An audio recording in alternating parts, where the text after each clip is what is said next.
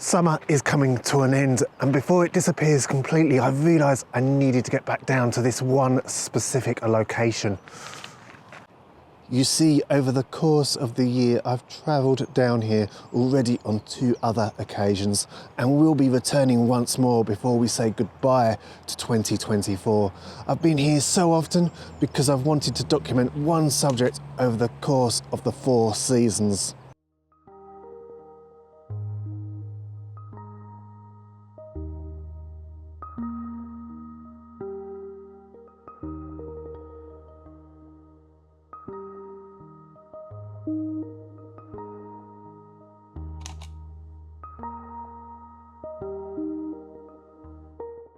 My first visit here in winter was no doubt the highest, because when I came out to this location I had to find the right subject that I was going to document over the course of the 4 seasons. I chose this lone tree because of course I thought the changes from winter to spring to summer and then autumn would give me the best chance to experience that.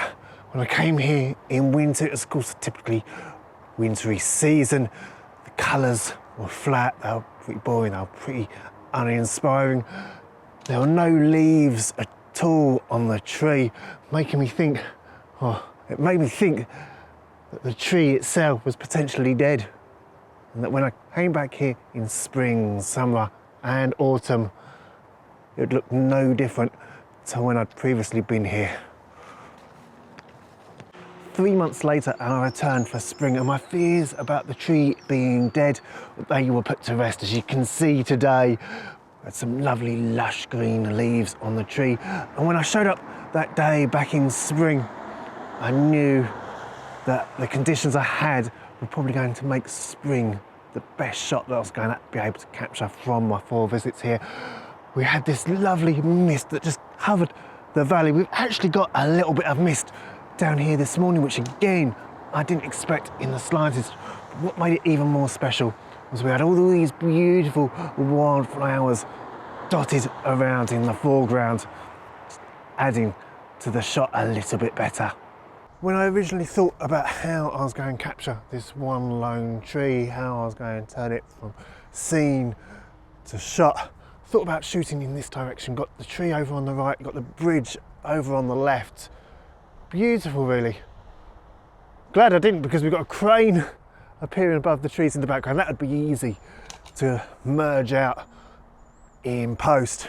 However, it's this tree, it's the second tree over on the right, kind of takes away from this being a lone tree, really. And it's been the hardest aspect, really, making sure that this second tree over on the right doesn't encroach in on the subject itself.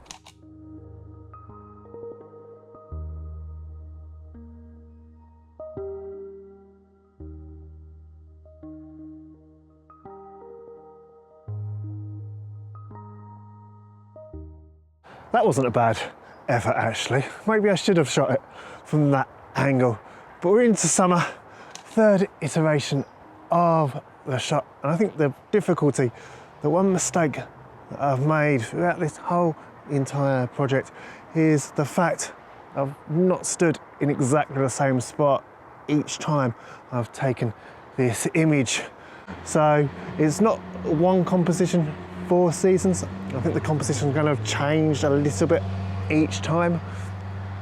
If I'd wanted to keep the composition the same, I should have jumped on what 3 words, make sure I was standing exactly the same grid as to where I was on each of the 4 trips here to this one specific spot. However, I think this time I'm going to take the shot standing from here. The mist is slowly disappearing. It's just over towards the right now. It's been a really interesting project documenting the changes of this one subject.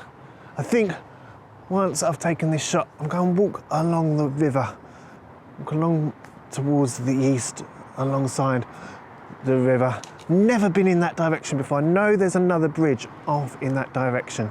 So I think what I'm going to do, I'm going to take this shot, walk along the river, see what other shots I can find, walk into the mist, and hopefully we can grab a few more shots today. Talk about summer coming to an end. And yeah, see hopefully, how things go. But for now, let's grab summer.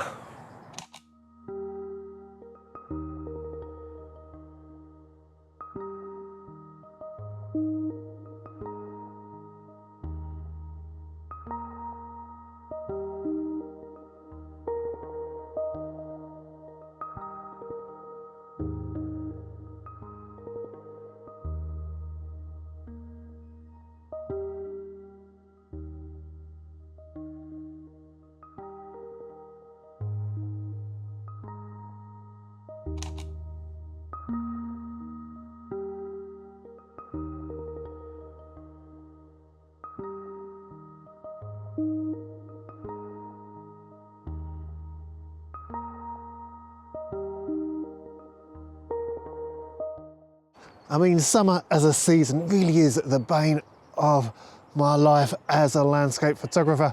However, walking off into the mist, it really is beautiful out here this morning, and summer really is ending on a high note as we approach autumn. Summer this year here in England though, it has really been a mixture. It's been up and down all over the place. Oh, train just going past me. Yeah, summer's really been up and down this year, and I suppose it's all part and parcel of living in England. Forecasts, can never rely on them. Whilst you expected heat waves, it started off in June, really miserable, endless amounts of rain, wondered if we'd get any lovely weather at all. It's actually ending, summer's ending the way it started, actually. The amount of rain we've had these last couple of days, it's like, hey, remember me? However, it got to the point in the middle of summer where the sun really did come out, where the light really did come out, and that in itself brought on its own problems. I thought I had a potential shot.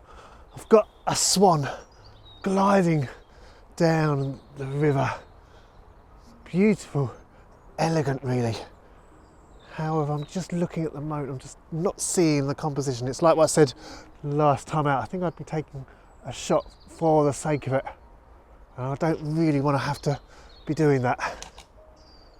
Captured some great images of swans this year. So if I miss out on this one, it's not the end of the world really. Okay, so it's proving to be a little bit great. Now as the sun comes up, you see, when I started out this morning, I was shooting ISO up to ISO 2000. I've not been using the tripod too much of late. As the sun's come up, it's getting lighter. I can now start shooting at ISO 400, 500. But talking about summer coming to an end, this particular video, I was just saying about how the forecast, how the rain made it a really wet summer this time of the year. Or this year, to be exact. And of course it made it difficult to get out with the camera. But what I also hate about summer is the fact that you get mornings like this. I'm not talking about the fog, talking about the blue skies, no clouds in the sky, no texture. There's nothing in the sky. It makes the shots plain and boring, in my opinion. And you just end up with harsh light, harsh conditions, and uninspiring. You can end up with uninspiring shots. Photography is a funny game. Sometimes I've just said I'm struggling for shots in and amongst this lovely mist. I actually just set up the camera just to do a little bit of silly B-roll. And the light, the sun, is slowly coming up above the trees. And as it's come above these trees here in the background, got some beautiful, some stunning God rays as it's coming through the trees. Of course, it's intertwining with the mist. It's adding some lovely light in and amongst the mist as that mist is slowly burning away. I don't think as a composition as a whole is much of a shot to capture, but it's just these God rays mixed with the path, mixed with the trees. I'm gonna have to grab the shot anyway. I don't want to miss out on this on this particular moment. I really don't.